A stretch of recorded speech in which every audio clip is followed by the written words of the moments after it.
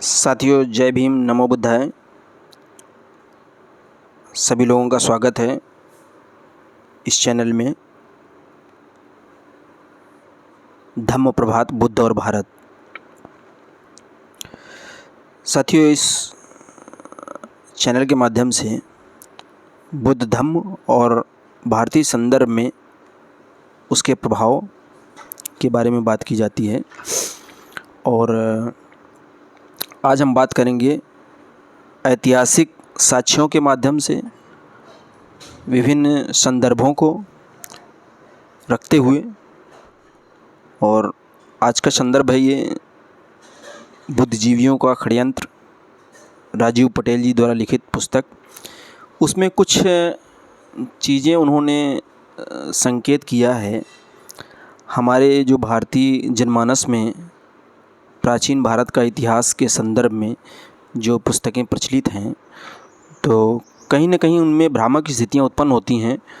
तो उन भ्रामक स्थितियों से निपटने के लिए या उन भ्रामक स्थितियों से पर्दा हटाने के लिए विभिन्न प्रकार के नवीन शोध हो रहे हैं और उनके माध्यम से जानकारी जो प्रस्तुत की जा रही है वो सटीक है और प्रमाणिक है। क्योंकि जो भारतीय इतिहास की जो जानकारी है यहाँ के भारतीय लोगों को बिल्कुल नहीं थी। ना भारतीयों ने यहाँ का इतिहास खोजा है, बल्कि भारत का इतिहास तो तब पता चला जब यहाँ पर अंग्रेजी शासन स्थापित हुआ और विदेशी यात्रियों के वृत्तांत जो वो यहाँ पर आए, यूरोपी, चाइनीज़, अन्य यात्री जो आए समय समय पर, तो उन लोगों ने जो दस्तावेज़ लिखे और वो दस्तावेज़ ले जाके संकलित किया। और उन संकलित दस्तावेज़ों का जब अंग्रेज़ी भाषा में अनुवाद हुआ तब जाके पता चला कि ये भारत बुद्ध की धरती थी। और फिर उस बुद्ध की धरती में जो बुद्ध के ध्वंसावशेष थे उनको अंग्रेज़ों ने खोद के निकालना शुरू किया। तब जाके यहाँ बहुत सारी चीज़ें बुद्ध और धम्म से संबंधित निकलने लगीं। और फिर पता चला कि बुद्ध धम्म के अलावा यहाँ पर प्राचीन विश्व की सभ्यताओं में से सबसे प्राचीन हड़प्पा सभ्यता यहीं विकसित हुई थी। तो साथियों, इस प्रकार के जो भ्रामक स्थितियाँ हैं उन सब चीज़ों को मेरा मतलब यही है कि वास्तविक चीज़ों को सामने लाना और प्रमाणिक चीज़ों को। मेरा अपना कोई यहाँ मत नहीं है, मैं जो विभिन्न साक्ष्य हैं मेरे सामने उनके माध्यम से मैं प्रस्तुत करता हूँ। तो पिछली वीडियो में हमने बात की थी वर्धन वंश के बारे में और दक्षिण भारत के चोल, चेर और पांड्य राजवंशों के बारे में बात की थी। ये तीन राज्य बहुत ही राजवंश फेमस थे। और उसके बाद हम आज बात करेंगे पाल वंश के बारे में। पाल वंश भी दक्षिण भारतीय राजवंशों में से एक था और इनका समय जो रहा है पाल वंश का वो 750 ईस्वी से 810 ईस्वी रहता है। वैसे स्थापित जो मुख्य रूप से स्थापित हुआ है वो 810 ईस्वी में ही स्थापित हुआ है। तो देखते हैं हम लोग पाल वंश में क्या भाषा थी। वैसे पाल वंशों में भी इनकी भाषा पाली थी और प्राकृत नहीं रही, और धर्म भी इनका बौद्ध धर्म था। तो साथियों, बात करते हैं पाल वंश के विषय में। ऐतिहासिक रूप से देखते हैं कि शास्त्रीय भारत का जो निर्माण करवाना, जिसके लिए शिक्षण संस्थान विक्रमशिला विद्यालय की स्थापना लगभग 850 ईस्वी में की गई थी। तो पाल वंशों के समय में ही ये विक्रमशिला विश्वविद्यालय, नालंदा तो बहुत पहले इसकी स्थापना हो चुकी थी और तक्षशिला भी पहले स्थापित हो चुके थे। तो जो शास्त्रीय भारत का निर्माण करवाने के संबंध में जो श्रेय जाता है वो पाल वंश को जाता है। और विक्रमशिला विश्वविद्यालय की स्थापना लगभग 850 ईस्वी में की गई थी। इसमें पढ़ने वाले विद्यार्थी और पढ़ाने वाले शिक्षकों के पूजा ध्यान हेतु, पूजा का मतलब यहाँ विपश्यना वगैरह होती थी, सिर्फ भगवान बुद्ध की प्रतिमा ही स्थापित की गई। यानी इस समय जो ध्यान साधना का जो माध्यम था वो बुद्ध की प्रतिमा ही थी और उन्हीं को स्थापित करके उनकी पूजा याचना की जाती थी, और पूजा याचना का मतलब है विपश्यना ही होती थी। यानी इस समय तक भारत के अंदर सिर्फ भगवान बुद्ध की ही पूजा और ध्यान किया जाता था। तो ये इससे पता चलता है कि पाल वंशों के विशाल साम्राज्य में भी बुद्ध धर्म प्रचलित था। और विक्रमशिला विश्वविद्यालय की स्थापना हो जाने के बाद भारत के इतिहास में, और जब विक्रमशिला विश्वविद्यालय स्थापित हो उसके बाद से भारत के इतिहास में सामाजिक परिवर्तन एवं विषमता का अध्याय आरंभ हो गया। यानी विक्रमशिला जब विद्यालय स्थापित हुआ, विक्रमशिला विश्वविद्यालय, तो उसके बाद से फिर यहाँ पर भारतीय संदर्भ में बहुत सारी चीज़ें बदली और विषमता यानी कि असमानता का प्रारंभ यहीं से होता है। अब वो कैसे होता है इसकी चर्चा हम लोग आगे करते हैं। कि ध्यान से देखने पर आप या हर कोई बहुत ही अच्छे प्रकार से अनुभव कर सकता है। इसके पहले भारत में जितने भी शासक हुए, यानी पाल वंश के पहले, उनके समय में किसी भी प्रकार की वर्ण व्यवस्था या जाति व्यवस्था की चर्चा नहीं मिलती है। ये जो राजीव पटेल जी अपनी पुस्तक में जो साक्ष्य प्रस्तुत करते हैं, तो उन्होंने इस बात का दावा किया है कि पाल वंश के पहले जितने भी राजवंश हुए भारत में, उनमें कहीं भी वर्ण व्यवस्था का जिक्र नहीं होता है। ये प्राचीन भारत के संदर्भ में कहते हैं। फिर चाहे वो हर्यक वंश रहा हो, चाहे शिशुनाग वंश रहा हो, मौर्य वंश रहा हो, शुंग वंश रहा हो या गुप्त वंश रहा हो, यहाँ पर वर्ण व्यवस्था की स्थापना नहीं मिलती है।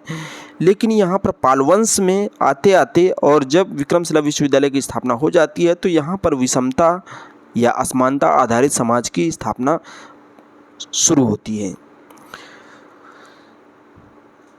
पाल वंश के द्वारा स्थापित विक्रमशिला विश्वविद्यालय में, जो पाल वंशों ने विक्रमशिला विश्वविद्यालय स्थापित करवाया, तो उसमें पढ़ाने वाले और पढ़ने वाले लोगों के द्वारा ही भारतीय समाज में असहनीय परिवर्तन का काम शुरू किया गया। यानी कि विक्रमशिला विश्वविद्यालय से जो पढ़ने और पढ़ाने वाले छात्र और छात्राओं का जो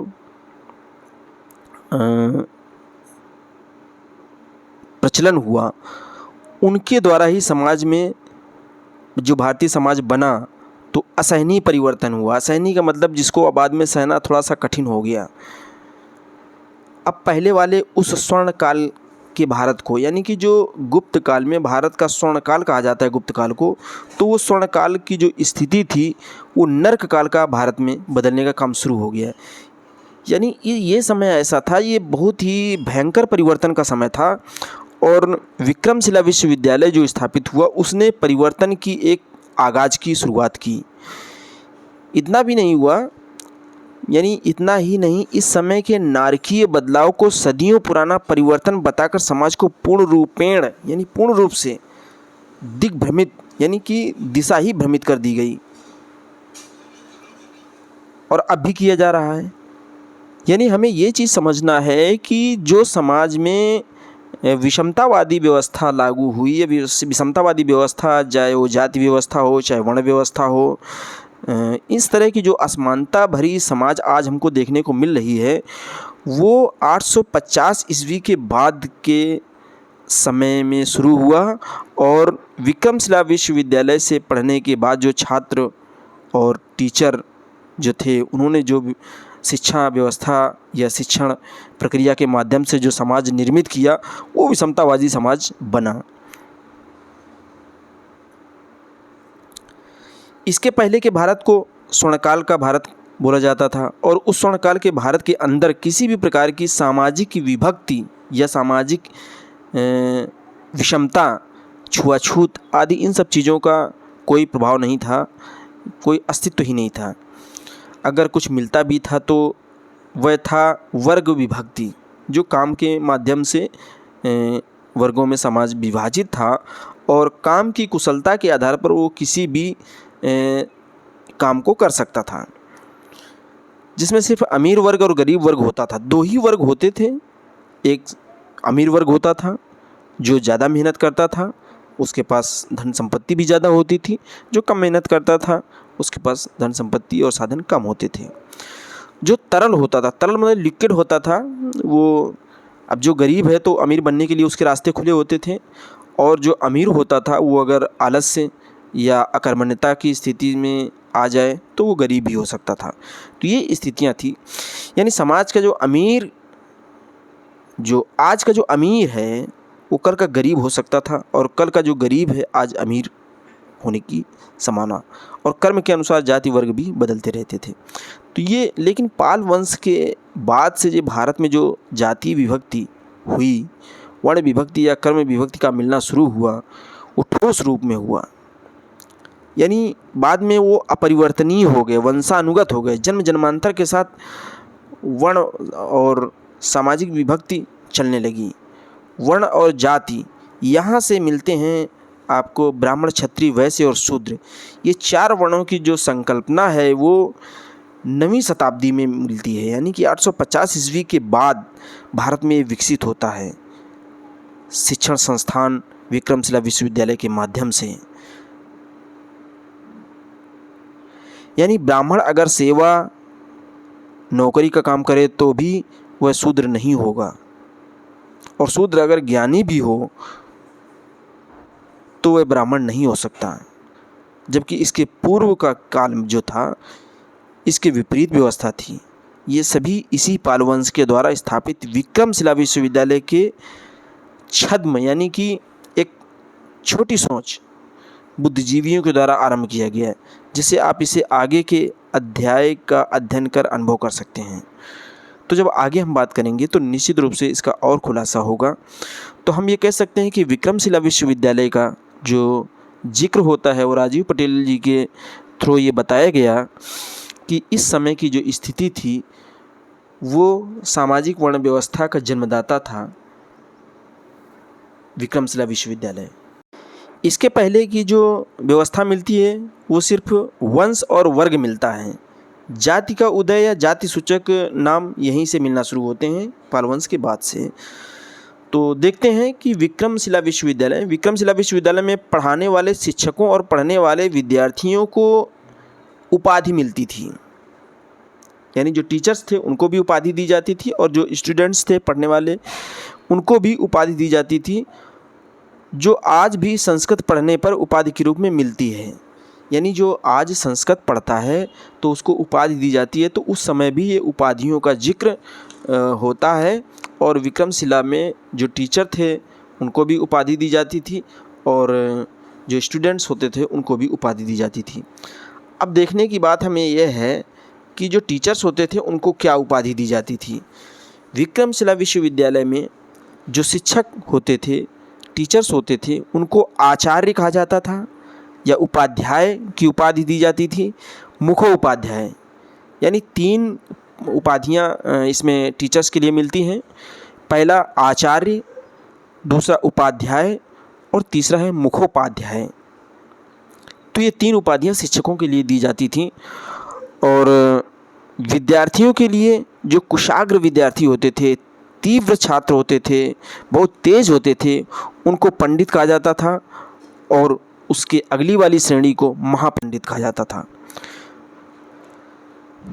अब इसमें आगे और बताया गया है कि जो ग्रंथवाचक होते थे, यानी ग्रंथों का जो वाचन करते थे, उनको मिश्रा कहा जाता था, और मुखर्जी कहा जाता था, और शर्मा कहा जाता था। इनकी भी 3 श्रेणियाँ, 3 उपाधियाँ होती थीं। 3 श्रेणियों में उपाधियाँ दी जाती थीं। अच्छा, यहाँ इस समय तक वेद का प्रचलन होने लगा था। तो जो 2 वेद के विद्यार्थी होते थे उनको दुबे या द्विवेदी कहा जाता था। यानी जो 2 वेद पढ़ने वाले विद्यार्थी होते थे, विद्यार्थी छात्रों को, तो उनको द्विवेदी कहा जाता था। 3 वेद के अध्ययन करने वाले विद्यार्थियों को त्रिवेदी या तिवारी या त्रिपाठी कहा जाता था, यानी उपाधि दी जाती थी। और 4 वेद के विद्यार्थी जो होते थे उन्हें चौबे या चतुर्वेदी या चट्टोपाध्याय कहा जाता था।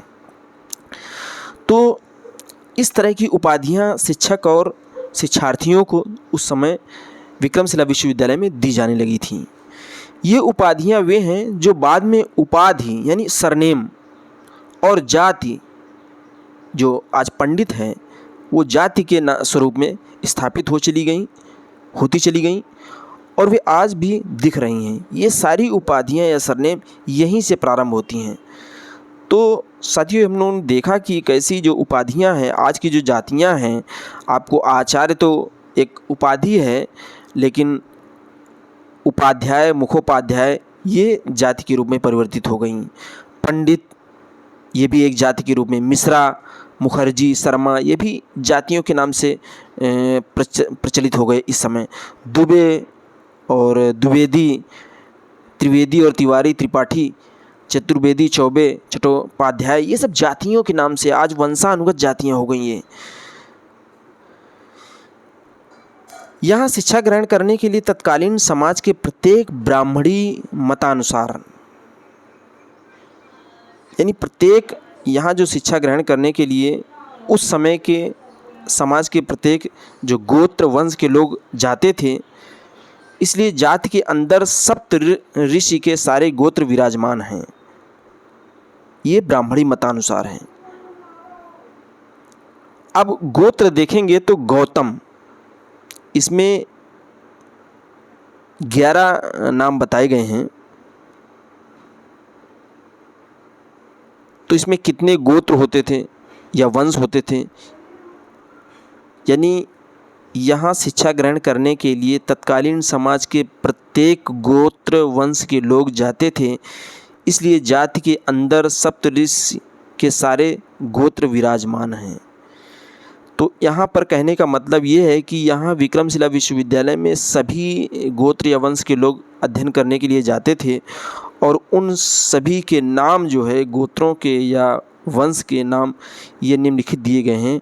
पहला है गौतम, दूसरा है कश्यप, तीसरा है भारद्वाज, चौथा है विश्वामित्र।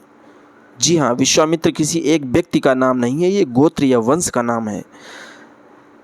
जमदग्नि, इसका तो नाम भी नहीं प्रचलन में आज रहा और न सुना हमने।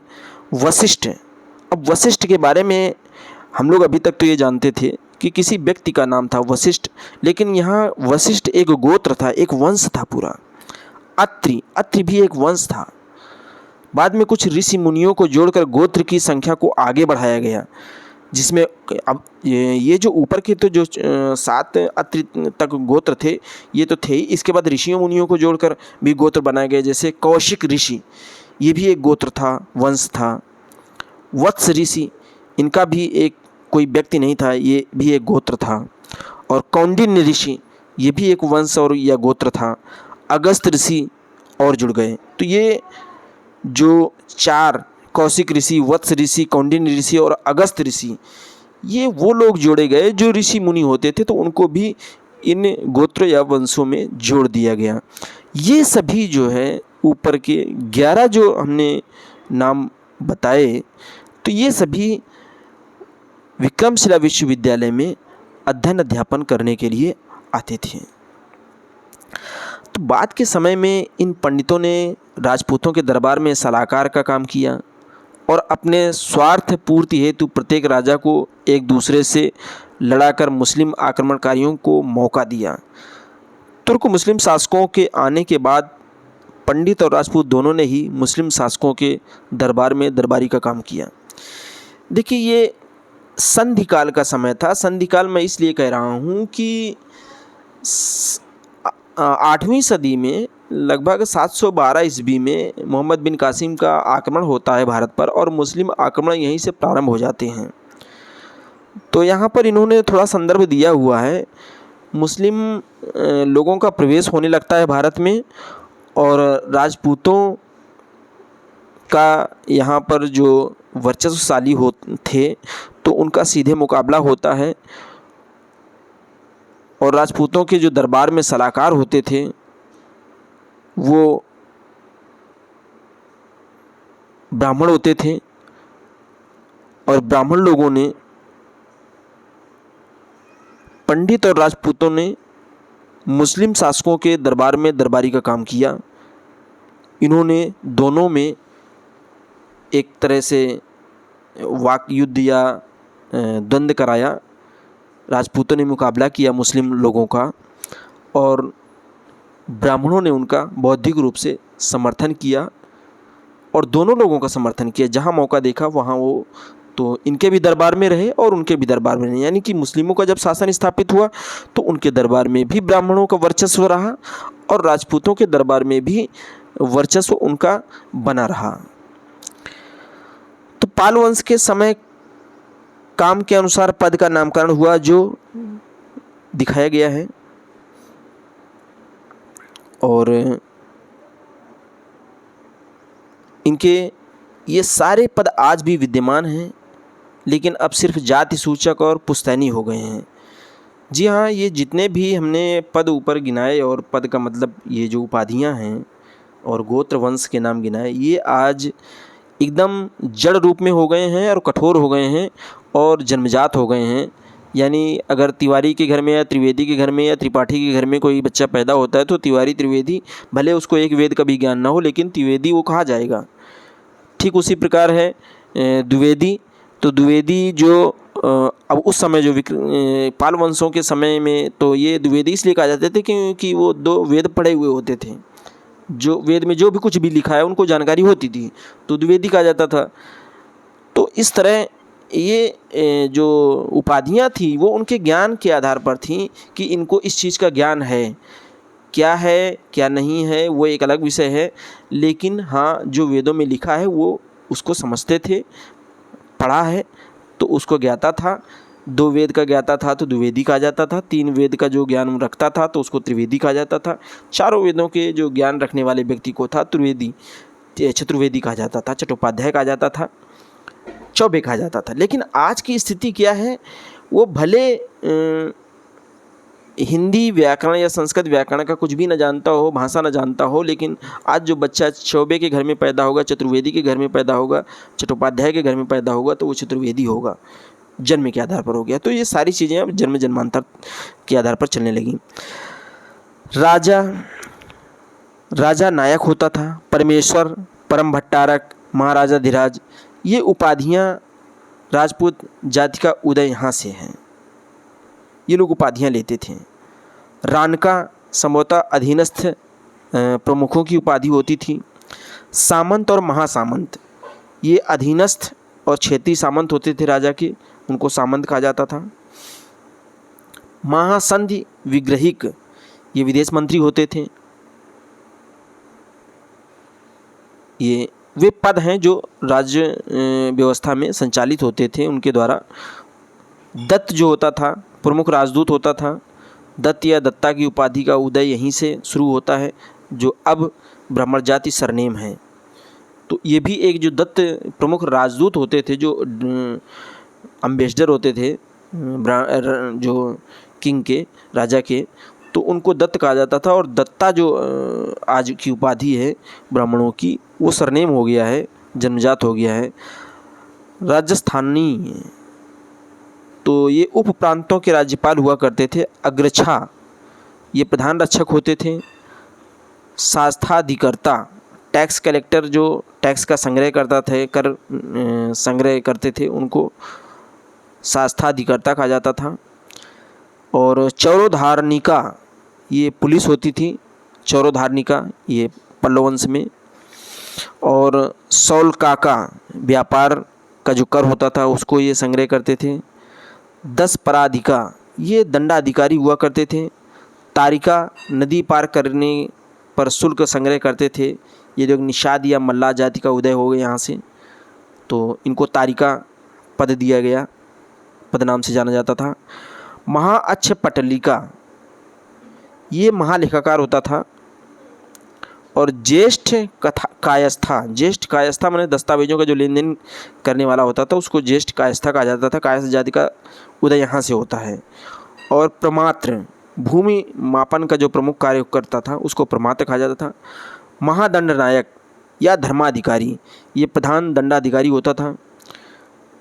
और दंड शक्ति यानी पुलिस कर्मचारी होता था, वो दंड शक्ति होता था। खोला, खोला ये जो होता था पद, वो गुप्त सेवा होता था, गुप्त सेवा करता था। और क्षेत्रप, ये भूमि के उपयोग प्रभाग के प्रमुख अधिकारी होते थे। जो भूमि उपयोग में लाई जाती थी उसके जो प्रमुख अधिकारी होते थे उसको क्षेत्रप कहा जाता था। कृषकाध्यक्ष, ये कृषि के प्रमुख अधिकारी होते थे। कृषि कर्मी जाति का उदय यहाँ से होता था, तो उन्हें कुर्मी या गुजर, सब्जी, कोयरी, फूल माली, ये जातियाँ जो उत्पन्न हुई वो कृषकाध्यक्ष होते थे, कृषि के प्रमुख अधिकारी होते थे। यहीं से ये जातियाँ हुई, अन्य, कुर्मी, गुजर, सब्जी, कोयरी, फूल माली। ये गावाध्यक्ष, ये डेयरी फार्मों के प्रमुख कार्यकर्ता होते थे। ग्वाला जाति का उदय यहीं से होता था, गावाध्यक्ष से। और छागाध्यक्ष, ये बकरी पालने के जो प्रमुख कार्य करते थे उनको छागाध्यक्ष कहा जाता था। मेषाध्यक्ष, ये भेड़ पालने वाले होते थे। गडरिया जाति जो होती है उसका उदय यहीं से हुआ, मेषाध्यक्ष। और महिषाध्यक्ष, महिषा जो है ये भैंस का नाम होता था, और भैंस पालने वाले जो होते थे उनको महिषाध्यक्ष कहा जाता था। और महिषासुर, महिषासुर जो उल्लेख होता है वो शायद इनका जो अध्यक्ष होता था प्रमुख, उसको महिषासुर ही कहा जाता था। ओकपति, जैसे कई अन्य नाम भी हैं। तो ये जो है वो पद हैं जो पाल वंशों के समय में उदित हुए और बनाए गए। बख्तियार खिलजी द्वारा लगभग 1200 ईस्वी में विक्रमशिला विश्वविद्यालय को नष्ट करवा दिया गया। दोस्तों, ये मुस्लिम आक्रमणकारी आए तो सबसे पहली बात ये है कि कोई ऐसे ही बाहर से आकर यहाँ की चीज़ों को नष्ट करने के लिए उतावला नहीं होगा। और विक्रमशिला जो विश्वविद्यालय था वो शिक्षा का केंद्र था। कोई न कोई ऐसी वजह ज़रूर रही होगी। आगे हम लोग पता नहीं इस बुक में उन्होंने, राजीव पटेल जी ने उल्लेख किया है कि नहीं किया है। मेरी भी जिज्ञासा है कि आखिर ऐसा क्या कारण था कि बख्तियार खिलजी ने विक्रमशिला विश्वविद्यालय को नष्ट कर दिया, नालंदा विश्वविद्यालय को नष्ट कर दिया, क्या कारण थे। तो 12वीं शताब्दी में और बहुत सारे आक्रमण हुए और मुस्लिम शासन की स्थापना भी होती है। तो इसके बारे में हम आगे बात करेंगे। पाल वंश के जो शासक थे, गोपाल था 700, पाल वंश के जो शासक हैं उनके बारे में थोड़ी सी जानकारी कर लेते हैं कि पाल वंश के शासक कौन थे और उनका शासनकाल क्या रहा। एक गोपाल थे 750 ईस्वी से 770 ईस्वी, यानी इनका शासनकाल लगभग 20 वर्ष तक रहा। ये संस्थापक थे पाल वंश के और इनकी राजधानी मुंगेर थी। मुंगेर शायद बिहार में है, मुदगिर के नाम से भी जानते हैं इसको, लेकिन ये वो बिहार नहीं लगता है मुंगेर, क्योंकि पाल वंश दक्षिण राज्य में थे। धर्मपाल 770 ईस्वी इनका शासनकाल होता है। 770 से प्रारंभ होकर 810 ईस्वी तक ये वास्तविक संस्थापक माने जाते हैं। गोपाल जो थे वो तो संस्थापक थे, लेकिन वो उन्होंने शुरुआत की, लेकिन जो साम्राज्य का जो वर्चस्व स्थापित हुआ, वास्तविक संस्थापक जो था वो धर्मपाल थे। इसके बाद 810 ईस्वी में देवपाल होते हैं। ये 850 ईस्वी तक सबसे प्रसिद्ध शासक होते हैं पाल वंश के। और इन्हीं दो शासकों यानी कि धर्मपाल और देवपाल, इन्हीं दो शासकों के समय में शास्त्रीय भारत का निर्माण करने हेतु विक्रमशिला विश्वविद्यालय की स्थापना की गई थी। यानी धर्मपाल 770 ईस्वी से 810 ईस्वी इनका कार्यकाल रहा।